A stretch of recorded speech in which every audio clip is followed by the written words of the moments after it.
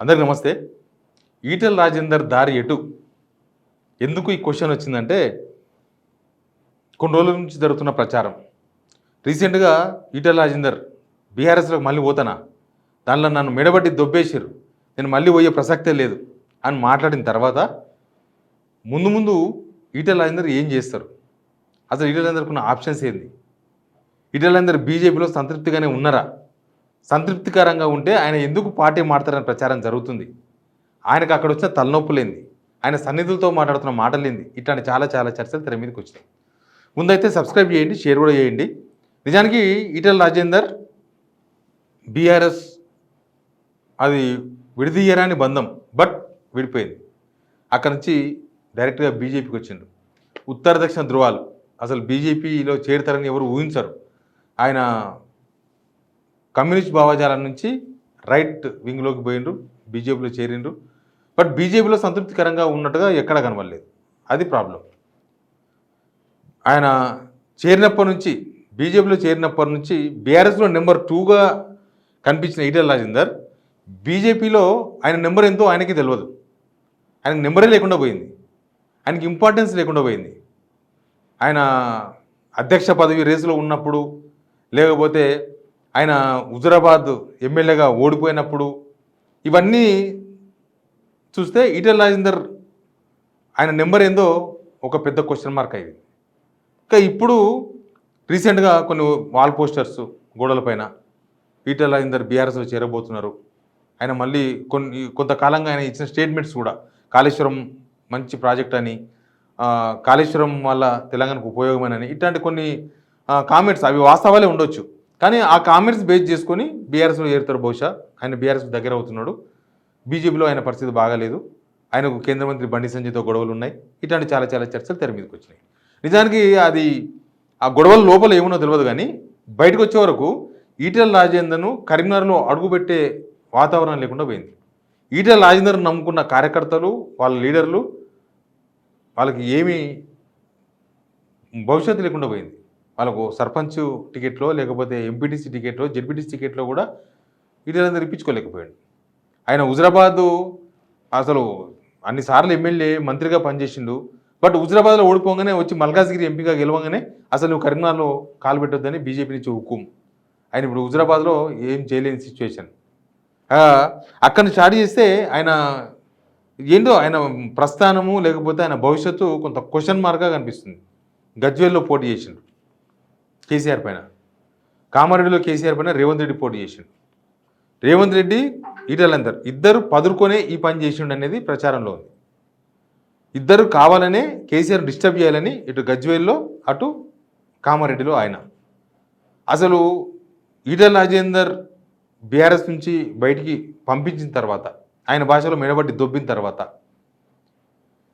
రేవంత్ రెడ్డి ఆయన ఏదో పొలిటికల్గా హ్యాండిల్ చేసే ప్రయత్నం చేసిండు. వాళ్ళిద్దరు కలిసి ఇంకేదో చేద్దామనుకున్నారు, కానీ రేవంత్ రెడ్డి ఈటెల రాజేందర్ మోసం చేసిండు, ఈటెల రాజేందర్ను ఎటు కాకుండా చేసిండు.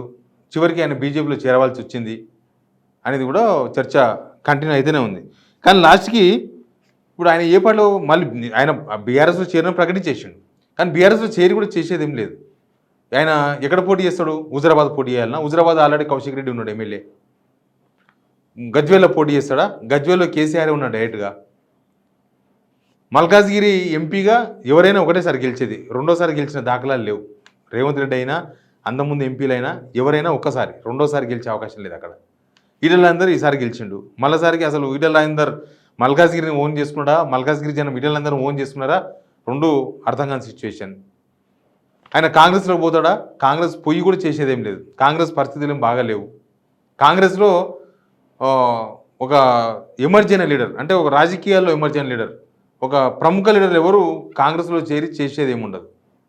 ఎవరైనా ఎదగాలనుకుంటేనో, లేకపోతే పని చేద్దాం, ఎప్పుడన్నా అవకాశాలు వచ్చినప్పుడు చూద్దాం అనుకున్నప్పుడు దాంట్లో చేరొచ్చు. కానీ దానిలో నెంబర్ 2 కాదు, నెంబర్ 100 ర్యాంక్కి వెళ్ళిపోతాడు వీళ్ళందరూ. ఒకవేళ కాంగ్రెస్ చేరితే బీఆర్ఎస్ చేరని ప్రకటించేసిండు. ఏమవుతుంది మరి? ఈ అన్ని పరిణామాల మధ్య ఈటెల రాజేందర్ ప్రస్తుతం బీజేపీలో ఏకాకిగా, ఒంటరిగా కనిపిస్తున్నాడు. ఈటెల రాజేందర్కు సపోర్ట్ చేసే లీడర్లు కనిపిస్తలేరు. సేమ్ ఈటెల రాజేందర్ ఎవరితో అయితే నాకు వివాదం అనుకుంటున్నాడో, మిగతా బీజేపీ లీడర్లంతా ఆయనకు సపోర్ట్ చేస్తున్నారు. కనీసం ఆర్ఎస్ఎస్ కూడా ఈటల రాజేందర్ను సొంతం చేసుకోలేదు. ఆయన కేవలం అమిత్ షాతో మాత్రమే డైరెక్ట్గా మాట్లాడగలిగే ఒక లైన్, హాట్ లైన్ మాత్రమే ఈటల రాజేందర్కు ఉంది తప్ప మిగతా అంశాలు ఎక్కడ అసలు లైన్సే లేకుండా పోయినాయి. ఆయన నెక్స్ట్ ఏం చేయాలో కూడా అర్థం కాని సిచ్యువేషన్. ఆయన చేస్తే మళ్ళీ కరీంనగర్ పోటీ చేయాలి. అసలు కరీంనగర్లో మళ్ళీ ఆయన అవకాశం దొరుకుతుందా? బీజేపీలో ఆ స్పేస్ ఉందా? బీజేపీలో ఆయనకు మళ్ళీ ఇప్పుడున్న సిచ్యువేషన్, కరీంనగర్లో కాళ్ళు పెట్టలేని సిచ్యువేషన్ ఇప్పటికే క్రియేట్ అయ్యింది. కరీంనగర్ మొత్తం బండి సంజయ్ ఓన్ చేసుకున్నాడు. బండి సంజయ్ ఓన్ చేసుకున్న తర్వాత ఈటల రాజేందర్కి ప్లేస్ లేకుండా పోయింది. అందుకే ఆయన కరీంనగర్ను వదిలేసుకోవాల్సి వచ్చింది. కరీంనగర్లో ఆయన నమ్ముకున్న క్యాడర్కు ఆయన ఏం చేయలేని సిచ్యువేషన్కి వెళ్ళిపోయాడు. బహుశా ఈ ఆవేదనతోనేమో ఈటల రాజేందర్ ఆయన కార్యకర్తలతోనూ అనుచరులతో కొన్ని మాటలు మాట్లాడినని సోషల్ మీడియాలో వైరల్గా మారినాయి. ఏమంటారు? ఈ కుళ్ళు రాజకీయాలు అవసరమా? అనుచరుల వద్ద ఆవేదన. ఆనాడు కేసీఆర్ బిడ్డ క్షోభ కంటే బీజేపీలోనే ఎక్కువ క్షోభ ఉందని ఆక్రోశం. అంటే బీజేపీలోనే నేను ఎక్కువ మదన పడుతున్నా, బీజేపీలోనే ఎక్కువ అవమానాల పాలవుతున్నా, బీజేపీలోనే నా మాటకు విలువలేదు, బీజేపీలో చేరిన తర్వాత అసలు నేను నా స్థానాన్ని వదులుకోవాల్సి వస్తుంది, నేను కరీంనగర్లో కాలు పెట్టలేని సిచ్యువేషన్కి వచ్చింది, నేను ఇచ్చిన మాట, కార్యకర్తలకు ఇచ్చిన మాటను నీకు ఆ పదవి ఇప్పిస్తా, ఈ పదవి ఇప్పిస్తా అని చెప్పిన మాటలు నిలుపుకోలేకపోతున్నా, ఇట్లాంటి ఆవేదనల ఈటల రాజేందర్ ఉన్నట్టుగా ఆయన అనుచరులు వాళ్ళు వీళ్ళు మాట్లాడుకుంటున్నారు. పార్టీలు మారడం బట్టలు మార్చినంత ఈజీ కాదని ఈటల రాజేందర్ స్టేట్మెంట్ ఇచ్చాడు. అంటే ఆయన అనుభవంతో చెప్పిన మాట అది. కానీ ఒక కొత్త పార్టీ పెడతాడేమో అంటే ఆ కొత్త పార్టీ పెడితే వచ్చే అనుభవం ఏందో కూడా ఈటల రాజేందర్కి బాగా తెలుసు. పార్టీ మారడమే బట్టలు మార్చినంత ఈజీ కాదన్నప్పుడు ఒక కొత్త పార్టీ పెట్టడం అనేది అంత సీనియర్ లీడర్కు ఆయనకు బాగా దాని మీద ఐడియా ఉంటుంది. కొత్త పార్టీ ఇప్పుడు కాదు, ఆయన బీఆర్ఎస్ నుంచి బయటికి పంపించిన తర్వాతనే ఈటల రాజేందర్ కొంతమంది కలిసి కొత్త పార్టీ పెట్టండి మీరు, మేము వస్తామని కొంతమంది ఫోర్స్ చేసిండు. కానీ బహుశా ఎవరైతే పార్టీ పెట్టాలని అడిగినారో వాళ్ళ మీద నమ్మకం లేకనో అప్పుడు కొంతమంది కలిసి మీరు పార్టీ పెట్టండి, మేము ఉంటాం, ఎన్నుకుంటాం, ముందర ఉంటాం అంటే బహుశా ఈటల రాజేందర్ దగ్గర బాగా పైసలు ఉన్నాయి కాబట్టి ఆ పైసలు ఖర్చు పెట్టిద్దామనే ప్రయత్నం చేసిండ్రేమో అనే చర్చ కూడా జరిగింది ఆయన సొంత సర్కిల్లో.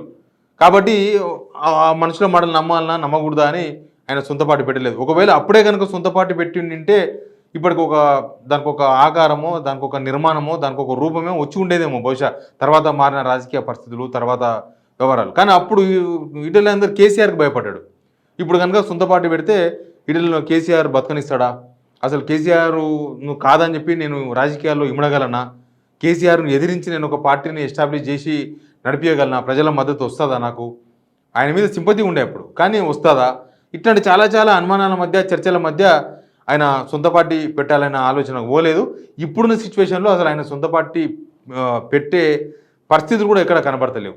ఈటల రాజేందర్కు ఢిల్లీ బీజేపీలో ఉన్న ఒకరిద్దరు లీడర్లు, అమిత్ షా లాంటి వాళ్ళు వీళ్ళు వెరీ క్లోజ్గా ఉన్నా ఈటల రాజేందర్ అనుకున్నవి ఏవి అయితలేవు. ఇక్కడ రాష్ట్ర బీజేపీ నేతలు ఏమనుకున్నారో అదే అవుతుంది. ఇక్కడ బండి సంజయ్ ఏమనుకున్నారో అదే అవుతుంది. లేకపోతే ఆయనకు సపోర్ట్ చేస్తున్న వాళ్ళు కొంతమంది ఏమనుకుంటున్నారో అదే అవుతుంది. ఒరిజినల్ బీజేపీ వాళ్ళు ఏమనుకుంటున్నారో అదే అవుతుంది.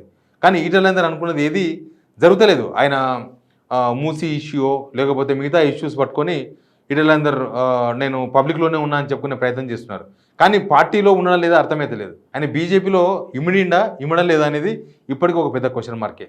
అందుకే ఈటల రాజేందర్ దారి ఎటు?